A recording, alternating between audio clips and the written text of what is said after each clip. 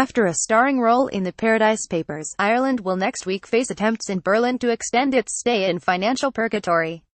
Germany's Social Democratic Party SPD is pressing for the German parliament, the Bundestag, to block Ireland's plans for an early repayment of bailout loans totaling €5.5 billion.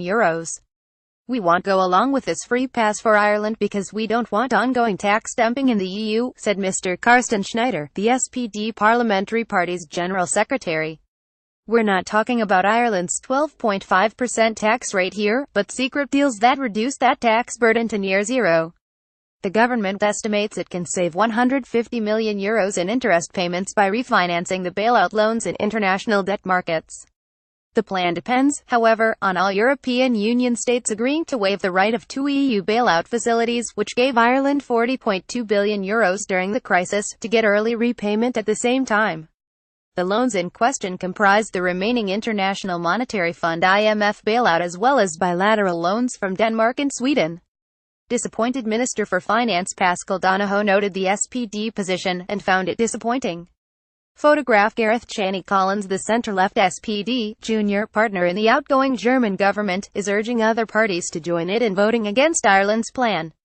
The SPD holds less than 22% of the seats in the Bundestag, and there are no signs yet it is receiving wider support in the German parliament. Sources within Chancellor Merkel's Christian Democratic Union (CDU), which together with its Christian Social Union (CSU) in Bavaria account for almost 35% of the Bundestag, have indicated that the party was likely to back Ireland's request.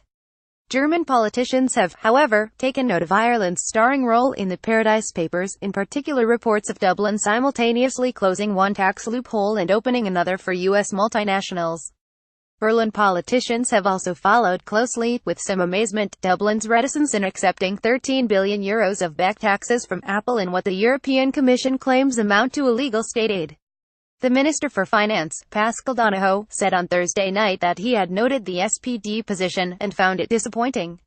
He said he remained hopeful that the Bundestag would consent to the required waivers being granted, adding that Ireland remained in contact with German authorities.